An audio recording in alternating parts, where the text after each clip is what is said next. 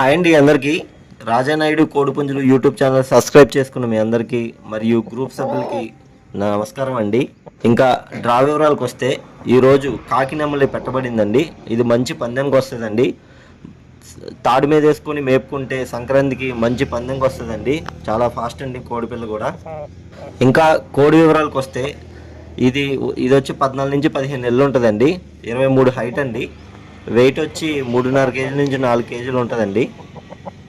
మంచి రంగు అండి కాకినెమలి. ఇంకా ఇంట్రెస్ట్ ఉన్న వాళ్ళు పార్టిసిపేట్ చేయండి.